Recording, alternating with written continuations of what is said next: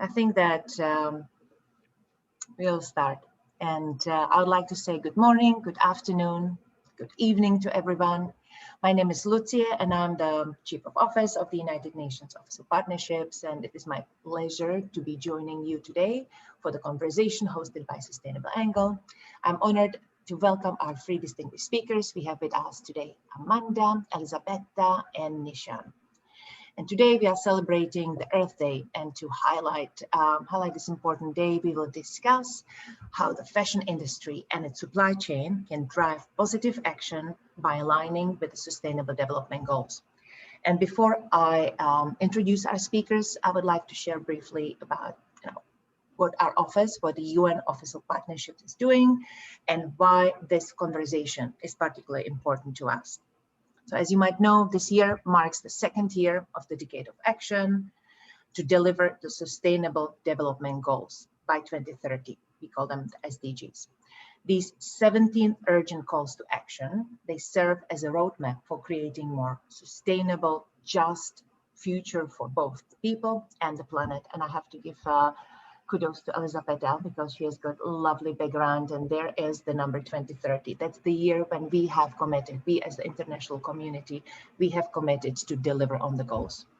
And in the support of this Decade of Action, the UN Office of Partnership, we serve as your global gateway for catalyzing and co-creating collaborative initiatives to advance these goals.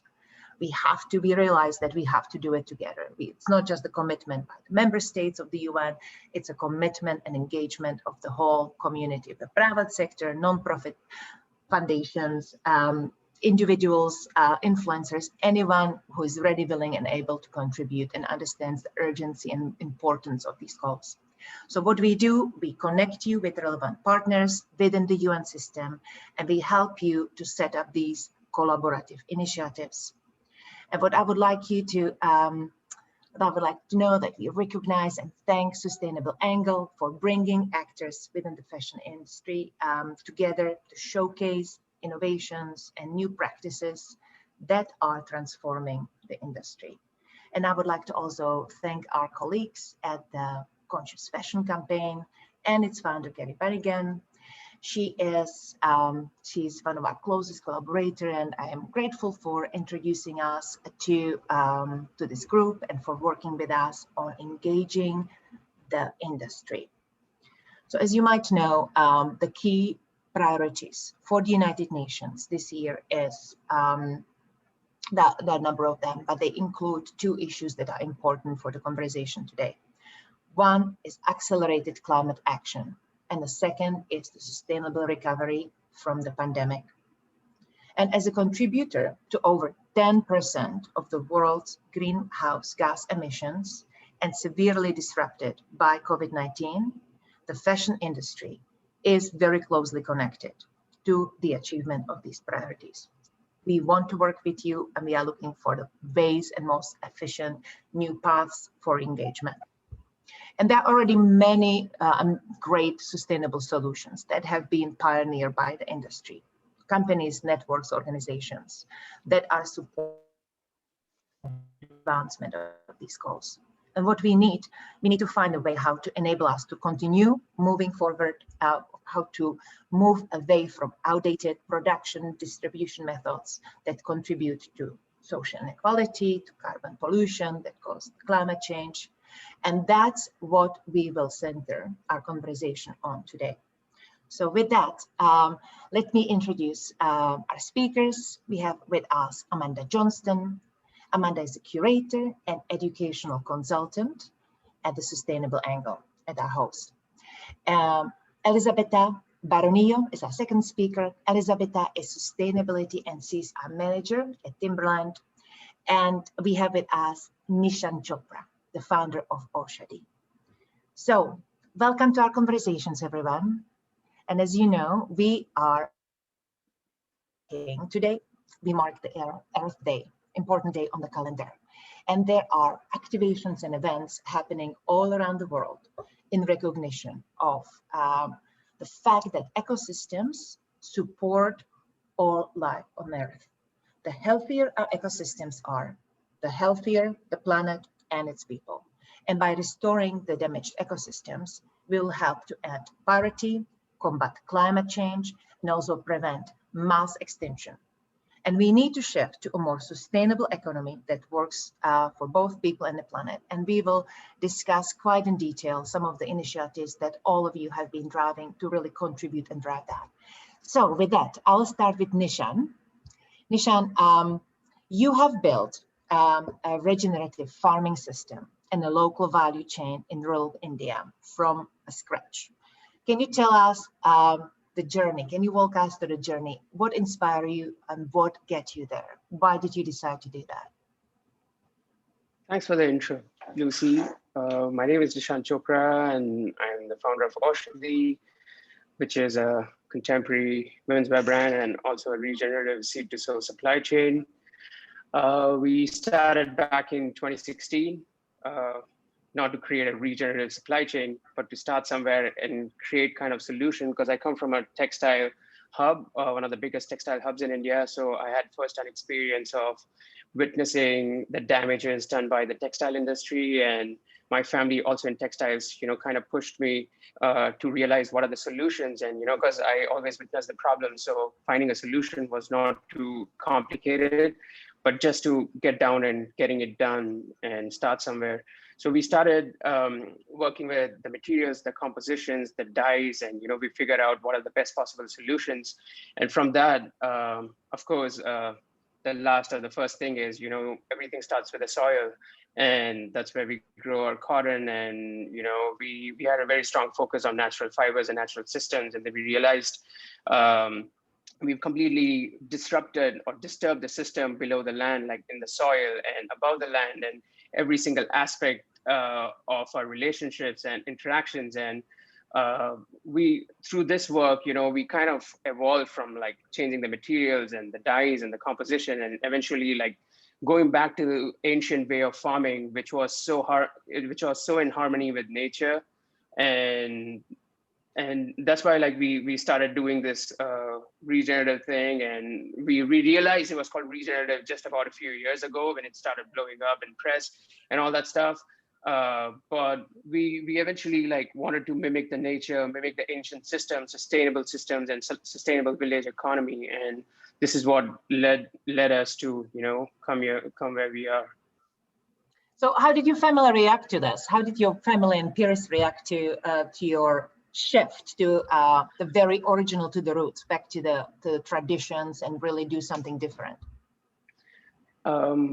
I mean, of course, like they wouldn't be happy, because I'm the first person in the family in last 60 years who has had a privilege of going to a university in UK and like have all these education. And I come back to my family business, and they expect me to join the family business and scale the business and like all that stuff. So I became this black sheep in the family. And of course, like sometimes people don't understand the kind of things you do at that moment. But when they start seeing the results, like, it's been 5 years now, 4 to 5 years. And I think my family are really proud, that I chose that path.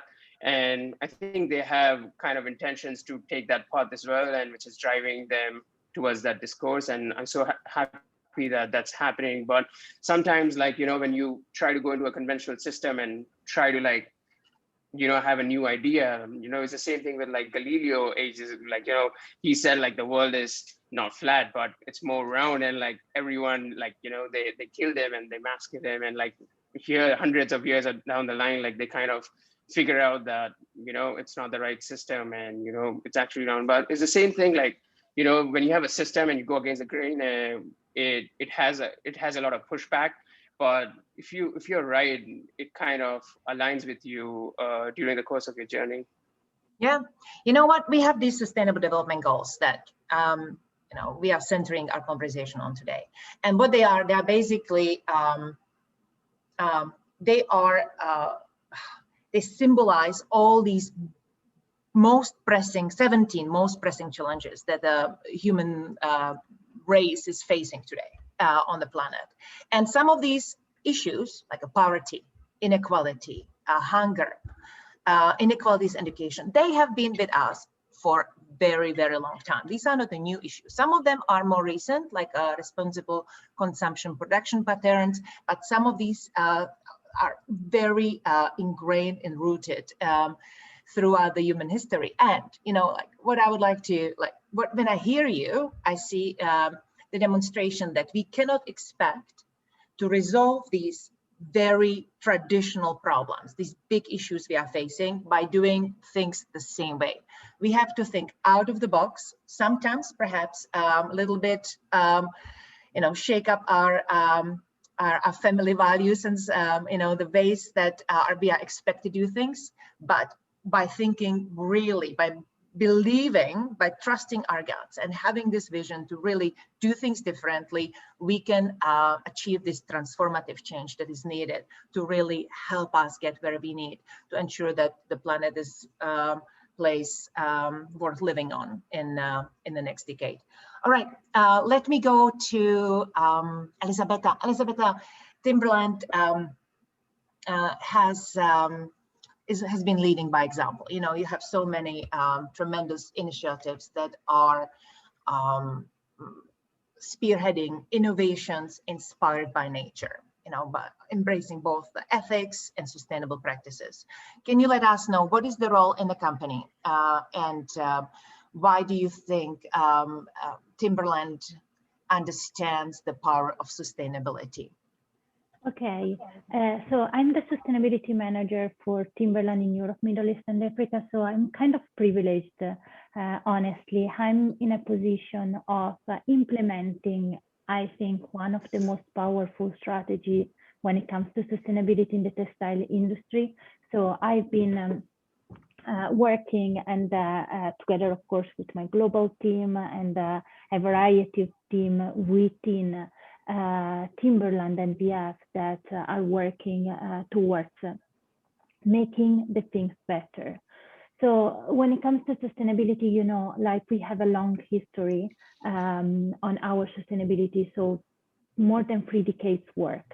We had the first product that was made with the recycled polyester, recycled rubber, and leather from the leather working group tanneries that was actually in the market in 2007 when sustainability was not really so important, I would say, globally. And it was something that was starting to come up as a topic, but was not so present as it is today. And it's great to see that so many brands in the meantime started to work on this direction as well. What makes us what has helped us throughout this journey is really actually working on data and working on the knowledge that we can have an impact. We can really change the things where we know we have an impact. We have been building all our sustainability strategy and all the work that we are doing on sustainability on data and on information. By working on this, we could come up with our current vision. So we have a vision to become net positive by 2030. That means that our products will have a net, we'll give back to earth and to the nature more than what we actually are taking because of the production. And one of the key points, as Nishan was saying, is to actually act on the agricultural level and on the soil. That's probably one of the most undervalued elements into our world. And we have committed to have 100% of our natural materials by regenerative sources by 2030. And this is quite a stretch for us. It's not going to be easy, not going to be easy at all. I need to say, we are building really supply chain from scratch where they were not existing. Of course, there are incredible people like Nishan working on the ground that are making this possible. And by working with people that are so visionaries and that want to change the things, we can ensure that from our sustainability perspective, we can bring to market products that have an added value for the consumer and that are doing really good for the planet. So this is pretty much what we are doing from a product perspective, but also what I work on every day. And my role is really to connect the dots to make it possible. Okay, thank you. You know, you mentioned something interesting, that you started focusing on the sustainable priorities for your company quite some time ago, right? Almost a decade ago, and or longer than that. And do you think that today's customers are more ethically minded? Do you think that people really demand that brands and retailers build their businesses with conscience and transparency? Do you see that trend? We do see it. So that's the good news. Since a few years ago, it was not like that. Right now, and COVID was really one of the elements that accelerated this change. We have data that shows that 80% of the consumers are expecting companies to act in a more sustainable and responsible way. These intentions don't always translate in a purchase option or purchase decision in the end. There are still other factors that in our industry play a big role, and namely are pretty much the style and the performance. So the nice spot that we found at Timberland is that those three things need to go together. Otherwise, we are not really kind of making it really democratic for everybody. We know that there are consumers that are super interested into sustainability and are choosing just products that have certain features. We know that there are consumers that are not so, I would say, knowledgeable about the topic, and that are still buying into the style and into the performance before sustainability. So our role as a brand is really to ensure that even if they are choosing a product because they like the style or because they like the performance it has, it comes with all the sustainability features that needs to have, bringing away somehow this burden from the consumer. Like, this is our responsibility as producer and as a brand to make product more sustainably, and the consumer needs to enjoy what the product is about in the end. Absolutely. I always believe that it cannot just be about sustainability. It has to be building around, like interweaving the sustainability into a quality and style, right? That works for your brand. And like, what do you think are, this is a fascinating topic. And I think that it's a question of both engagement and education and empowerment, like helping people understand they can be part of the change. They can decide on the future by making the decisions in their everyday life. So I know Nishan is doing it. Timberland is having a number of platforms of engaging the consumers. Like, what do you think? Can you share a little bit about what kind of initiatives and platforms do you use to engage and really educate your consumer base around your sustainability initiatives? Absolutely. So I think that our biggest platform is the product per se. Our product is present in almost all the communication, all the type of engagement we have with our consumer. And what we try to tell through the product is a story that is meaningful. The example of regenerative agriculture is probably one of the most powerful one. Right now, we have styles of product in our collection that are made with leather that comes from regenerative farmers and regenerative ranches. What we do is use the product to tell a story, to tell the importance of regenerative agriculture, to tell the importance of earth, to tell the importance of nature, of soil, and helping the consumer to understand how their action, as you were saying, Lucie, matter. So they can choose among different type of products, but if they choose the one that is made with these specific materials, they can really help the land to regenerate itself. So this is where the interaction then comes in. And we have seen that when we tell the story and when the consumer acknowledge the whole ecosystem that goes around the product, they are fascinated, and it's kind of a no-brain choice. Of course, the difficulties is sometimes like to break the the noise that a lot of people has around a lot of products and the messages going on, and try to be inclusive and get the attention. But once you get the attention, you tell the story, people are really participating. Yeah, fantastic, thank you. Now let's move to Amanda. Amanda, you're our host today. Many thanks again for convening this conversation, very exciting. And I would like to ask you, do you think, what is the awareness of the Sustainable Development Goals within the fashion industry? And why did you decide to really incorporate the messaging related or based on the SDGs in your initiatives, such as the Future Fabrics Expo that you held last year? Can you help us understand that? Sure. Just to give you a little bit of background on who we are for listeners who might not know. So we're a sustainable materials organization, the Sustainable Angle, and we're creators of the Future Fabrics Expo, which is the largest dedicated sustainable materials resource in the world, we believe, because we are focused entirely on sustainability education, sourcing, knowledge, and tools, solutions and tools. And so obviously it was a no-brainer to align our communications with the SDGs, and we're delighted to be to partner with the Conscious Fashion campaign, because this just helps leverage the change that you spoke of earlier, Lucie. So yeah, we're delighted to become that partner because we already had been including connections to the SDGs within our communication. So, for example, we began, a couple of expos ago by aligning the SDGs with all the globally recognized certifications that are relevant to the textiles industry.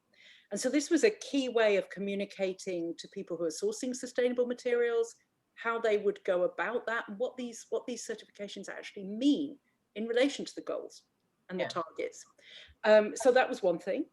We did an incredible installation at the 9th Expo, which was held in London in January 2020, just before lockdown, where we actually, with the wonderful digital organization Nishan, created a digital display where our suppliers and brands could basically submit their evidence of how they align to the SDGs, and we created this amazing interactive video installation to showcase that. So that was a way of communicating and engaging the visitors with how important the goals are and what they might mean to their practice in the industry. So how do they go about sourcing materials that meet these goals? As you say, critical. We're here today on this hugely significant day, Earth Day, talking about climate action and responsible consumption and production, goals number 13 and 12, and how the materials that we choose, the very materiality of our fashion, connects to that. So we're trying to make that explicit in our communication and get people to align with the language and the understanding around what it takes to meet these goals. So, and obviously great to be on this panel, and thank you so much for moderating, Lucie. It's where we're actually talking about really the most significant change that is being exemplified by the work of both Elisabetta for Timberland and Nishanth with Ōshadi, so who we've been working with very closely for many years. So it's an absolute delight to be able to be part of trying to push that change. Amanda, I just wanted to react to something that really resonated with me. One of the reasons that one of the strong added values that a sustainable angle is bringing to the table is helping us translate the Sustainable Development Goals into real practical steps and actions for the industry. The agenda, the SDGs, they look beautiful, right? We have these colors and symbols, and they are like, who doesn't agree with ending the poverty and having more equality? It's all great, but how do you translate it in the specific action in your company, in your organization, in your everyday life? And making these connections, taking it from this beautiful, ambitious, endorsed agenda on a political level to really practical and explaining, helping people to understand that the agenda is here for them to really advance what they are doing in the most meaningful way and also business friendly way. That's fantastic. That's a fantastic added value, and you are doing a great job on that one. So do you think, what is the awareness within the fashion industry, within your network of the goals? And do you think people get it? Yeah, it's so interesting.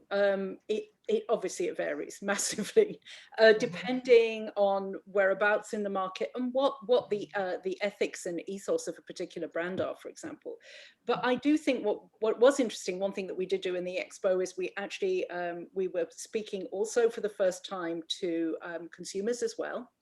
So, once you turn the consumer on, and we did this through, actually, we had an installation right in the entrance where we had the amazing SDG collaboration with Bottle Top, where they have the little bands, which were created from Parley ocean plastic, which is bringing awareness to the consumer.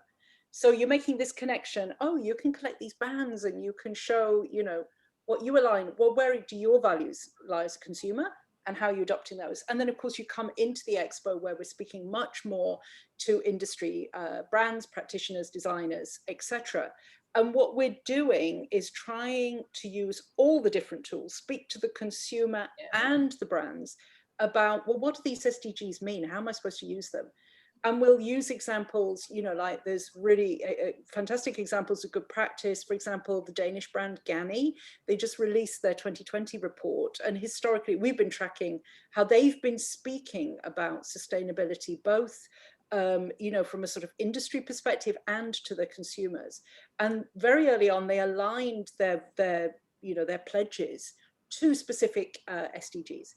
So that was amazing because you've got a really good example and you can go, look, this is how this brand does it. Yeah. And this is what these SDGs mean.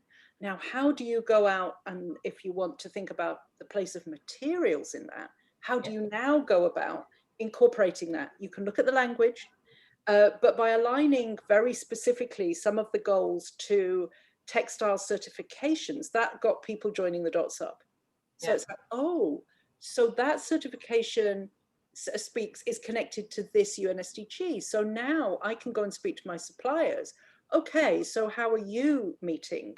How does your practice, your practice and processes meet these SDGs? So it sparks people's conversation. So we're just always putting the SDGs on everyone's eye line in everything that we do in our communications. Yeah.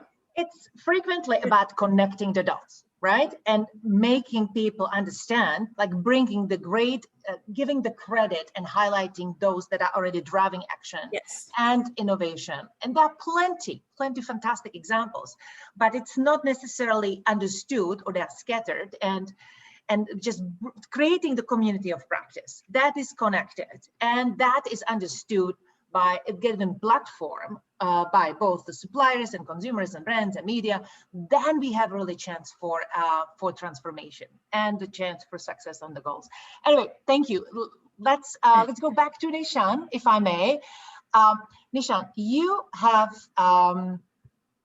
since you started the Ōshadi, you have been quite an you have been an advocate for correcting the industry's narrative around artisans, right? There's been some kind of perception what the artisans are and how the industry engage. You are changing that because there is a shift from this helping the local communities to increase their income to something totally different, like understanding their wisdom, heritage, value. Can you tell us a little bit more about this this journey and how you are succeeding on it? I wouldn't say like it's a journey and there's not a goal like we've reached now to do that. You go back to the same thing over and over again and like just trying to think rationally that is this thing right, and like you kind of like change the relationships with the artisans, because until this time the people have had a very sympathizing relationship, like brands had a very sympathizing relationship with artisans that, hey, oh, I'm helping like this poor farmer to live a better life, or hey, oh, I'm helping this poor artisan to live a better life. But in turn, they don't realize that these skills and the craftsmanship of these artisans and the farmers are helping the brands live a lavish life on another side of the world. So that kind of like, people always like kind of look away when it comes to things like that. And also another thing is like most brands like have this desires of just the brand itself, or like the organization, or like a desire of a designer to create something and portray that. But people don't realize that we are so intertwined in every relationships we have. Like there's desires of the farmers who grow the cotton. There's desires of this artisans who grow the, who I mean, like weave the cotton and spin it and do a lot of things. And I think a product should represent a desire, the desire of the collective, not of one organization. And I think that kind of perception is now starting to change. And like with this corona, as you just said, like a small virus on one side of the world, like has had such a strong ripple across like, you know, the world. And like now we realize how intertwined our relationships are. And that's why, like, since we've created all these chaos so disconnectedly that, hey, this is mine and this is yours and I'm going to take over this. And, you know, like if it's better, if it's good, I'm going to claim it's mine. But if it's not, then I'm going to like make you disposable and, you know, change these things. So those kind of relationships need to change. We need to come together as a global collective and, you know, change things. So let's say, what can I do like regenerative, like Timberlands doing, like, hey, regenerative cotton in India, and how we could possibly connect it to a product which has a reach to like a big consumer base. And, you know, connecting those two things, you are like kind of working as a global collective, you know, connecting dots and, you know, solving all these issues and like, you know, problems we've created globally as a collective. I mean, like, that's what I would describe as what we are doing and how we've got where we are.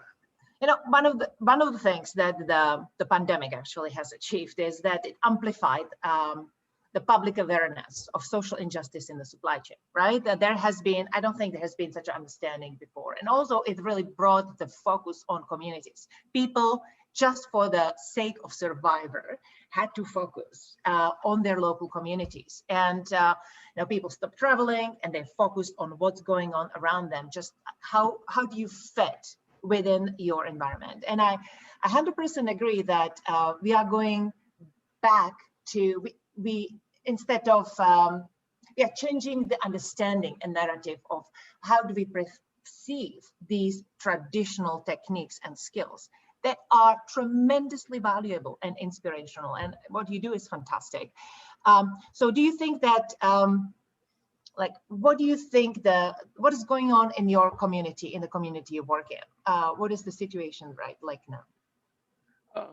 I mean, I remember you just said like thinking out of the box, and as a community, like, you know, we started thinking inside the box, and, you know, like sometimes these, it was a very different relationship, just like looking into what's going on, what works locally, not looking at like what, how things work in different, but just like taking different good elements of these things and, you know, putting it together and looking deeply within like this traditional practices and kind of utilizing them and, you know, incorporating them.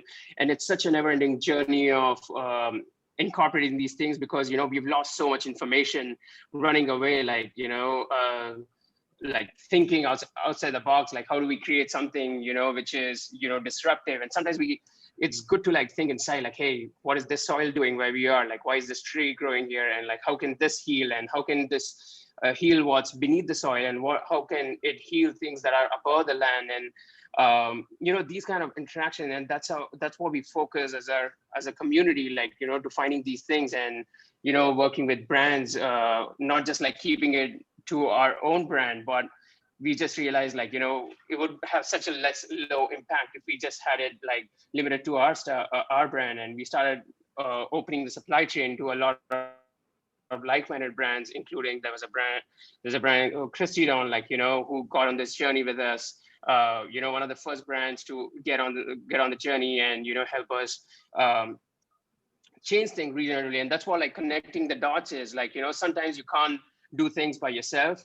And then that's when you need a collective, when you have a brand from LA just joining hands with a brand and like a company, an organization, and a collective in India, and like how we could like bring these dots together. And collective, I would say, like is not a like sometimes it's the ruralization as a collective, but then there's a bigger picture of global community and a global collective that has to come together and in choosing, I mean, solving all these complex but simple sometimes issues. Okay, thank you so much. This is all inspiring. So Elisabetta, back to you. Carbon emissions is one of the top challenges of we are facing today, and it's very much in a focus of as we are heading to the COP26 conference this year. What does Timberland do around its carbon footprint? And can you give us some examples of your activities, also as it relates to reforestation? Absolutely. Maybe I start from this last point on reforestation, because it was now it's like 2 years ago, we committed to plant 50 million trees by 2025. Timberland has a long history, like you can see on the logo behind me, when it comes to tree planting. So we started this activity back in 2001. Between 2001 and 2019, we planted more than 10 million trees. And then we kind of exploded, I would say, our own goal to actually get to 50 million trees in addition. So in the end, it will be more than 60 million trees planted around the world. Of course, like with tree planting initiatives that are really thought to enable also the wildlife. So respecting biodiversity, a lot of criteria that are what is going to support our let's say restoration of the environment. And this is for probably like the first step. Then of course there are our products. Our products are by far, like the production of our products is by far what has the highest impact in terms of carbon emission. So we know from data that 60% of our impact relies on the carbon, on the raw material extraction and the manufacturing. So it was important for us to address the material and the product we create. Otherwise, like our, I would say our commitment wouldn't have been so true to ourselves. This is where our 2030 vision of being net positive comes in. We are going to act on the product to ensure that the products are sequestrating more carbon and are helping the environment to restore itself, contributing to solve the issue of climate change. And this is really what is helping us to work on the climate perspective. We know by data that if we act on this way from a product perspective, we have the opportunity to become net positive as a brand, as a business. So here really lies the power of practices such as tree planting and regenerative agriculture. We know that those are great unlocker if we want to solve the issue of climate change. These are kind of steps that we need to do as a humanity to ensure that we get into this direction and we reverse climate change. Without working on these two elements, there are not so many, I would say, opportunity for us as a human being to actually reverse the trajectory we are in. Yeah, I agree. And there is actually a question posed by Safia for you regarding the regenerative materials and sustainable materials you are using. She's specifically asking what percentage is regenerative leather within, the Timberland portfolio. And I would like you to briefly elaborate a little bit more on the other exciting regenerative materials such as the sugarcane. Yeah. Of course, like right now, the percentage of regenerative leather is, of course, minor compared to the amount of leather that we source every year. We have a roadmap, and our objective would be to get to 25% of leather coming from regenerative sources by 2025. This is because like we are really the first brand that has been active and has been bringing to market this type of new material. So we had to create everything from scratch. Nothing was there to actually serve our needs. We are working as well, and we have our trajectory by 2030 to have, of course, 100% of our leather coming from regenerative farmers. But we are working as well on all the other natural materials. So cotton, we are already working on this one. We are working on rubber. That's super exciting, and sugarcane as well. Whereas for leather, we are really kind of connecting all the dots to make it happen, because it's still something really new in the market. And then, of course, wool. If we act on these 5 different materials, we can really get to our net positive target. Perfect, thank you. Now, to Amanda. Amanda, there is another question posed by Lawrence. He's asking, how can we replicate the positive action and that has been already driven by some of the brands you mentioned, and how can we kind of rectify or address the issues related to the fast fashion? How do we mitigate, how do we correct the negative impact of the fashion industry that have on both sustainability, on the water, natural resources, energy consumption, and carbon footprint? Exactly. I can see your question, Lawrence. Thank you very much for that. And it's a huge question, and it's all sort of rooted in a really, well, the fast fashion industry is predicated on a business model that is utterly unsustainable, which is the linear model, the old industrial revolution model, take, make, waste, and we just keep doing that and generating mountains of waste that we can't actually cope with, and neither can the countries that we're sending it to. And so we know that this is really, really detrimental both to people and planet. And this is, so that model can't go on. So first of all, you're basically questioning that model that these huge fast fashion companies rest upon, and to persuade them to disengage from that is quite a task. Of course, you've probably seen the communications that the larger fast fashion companies put out, which is, oh, we're doing sustainable this and sustainable that. So they're turning into marketing, and I believe that some of them do have certain programs with supposedly better materials, but we've run out of time for better materials. We have to now cut to the chase and go straight for best. And if that means cutting away the size of these operations, that's what's going to happen, because they're going to die anyway. I mean, we cannot support what we're doing in this extractive manner with resources.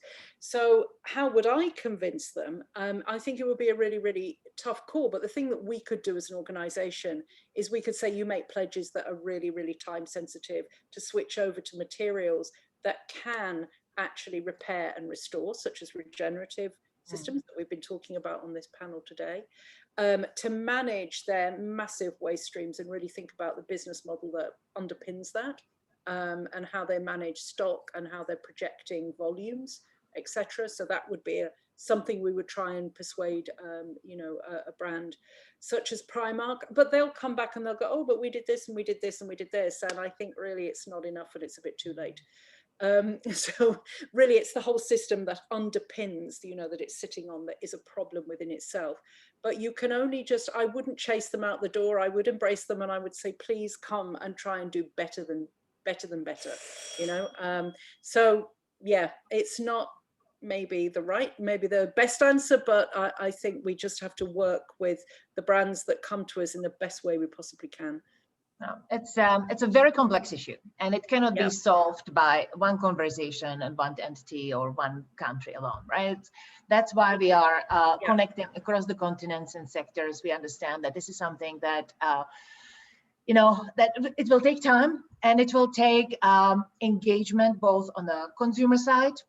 People have to understand, if there is no demand for these products, there will be no supply. But it's not as simple as that, of course. So, unfortunately, we are reaching the end of our conversation, the time. But before, there are some other fascinating questions in the chat that I would like to get to, but perhaps not today. But before I will thank everyone, I would like to go around our virtual room and ask each of you, starting with Nishan, like what are the opportunities, as we are now planning, like marching through the recovery phase of the pandemic, and there are various challenges across the world, different problems and challenges in India, different pace going on in Europe and in the US and other markets. Like, as you are planning for the new normal, what do you focus on? What do you think you need to work on specifically this year, and what are the positives that are coming out of it? I would say we have just started the regenerative supply chain like a few years ago. So things have been like, damaged for like hundreds of years, and it doesn't recover overnight. I wouldn't say our supply chain is like completely regenerative like today, but we've started the process. And I would say another 5 years, we currently have about like 50% of our cotton, or I would say 40% of our cotton is regenerative cotton. In the next couple of years, we would make sure like all of the brands we work with, even like our collection, all of the stuff comes out of this regenerative supply chain. But of course, like, having this, and also we need like government support and maybe support from United Nations, like, to the government, like just restricting them to not like push towards like, unsustainable practices, but rather like maybe it would be really helpful, not just from our end, like, we can make our choices and our stuff, but like, as a more global perspective, maybe United Nations, if they could perhaps work with government to have a more global policy to make this happen, it would make this change easier. Because as Amanda just said, we've come way past the damages, and just one choice can't make like a difference. We all have to come together collectively and make it happen. Excellent. What about you, Elisabetta? What are the key priorities? Like what is it that you are focusing on in Timberland this year? Of course, like the building all this new supply chain is a big priority as well, like more of a circular infrastructure to ensure that our products are kept in use. But more from an educational perspective, I think it's this link between the nature and human nature, and how all the things are interconnected, and how consumers really to see the value that comes of taking care of what is outside, and that really helps everybody to live better lives. So I think that this is one of the most important unlock that we need to bring home. Okay, what about you, Amanda? And by the way, before I go to Amanda, Nishan, I was looking up a name of an inspiring woman that comes from your industry, and then we just featured at UN last month at the Commission on the Status of Women. We have the celebration of women equality and all things related to women rights and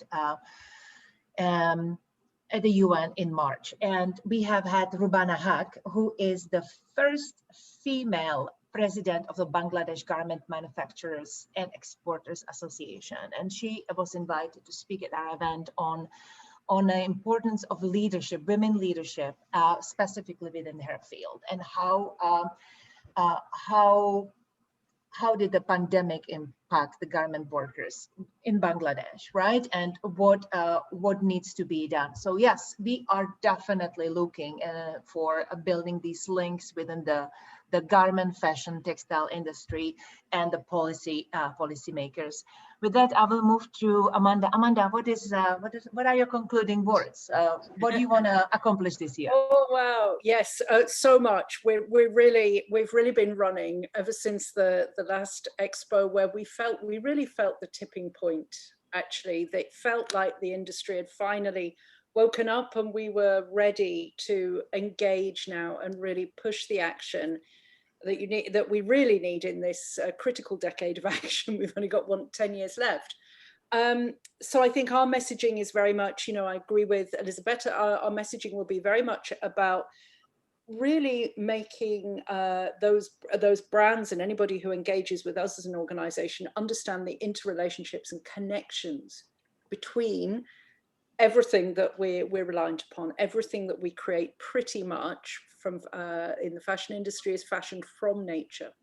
And we really forget that. We've become disconnected from that. And I think, you know, much of what we've been speaking about today really anchors back to that. And so it's about really emphasizing that. We have a big drive as an organization around communicating what we mean by regenerative agriculture, what we mean by regenerative design, how we do that, what the materials that come from that are, and why they are absolutely critical to focus upon in regard to climate action. And so we will have an even larger emphasis than we usually do upon that message, and also the place of the human within that. We think we are disconnected as human beings from these natural systems, but of course we're not. We are all part of nature.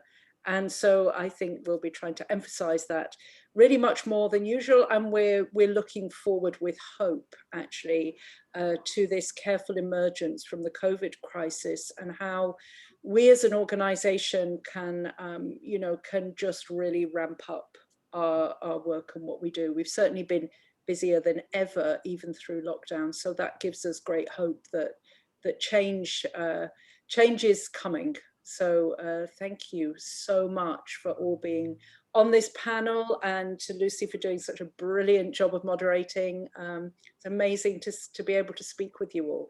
And it's gone by so quickly. Yeah, well, thank you. This is all the time we have, Nishan, Amanda.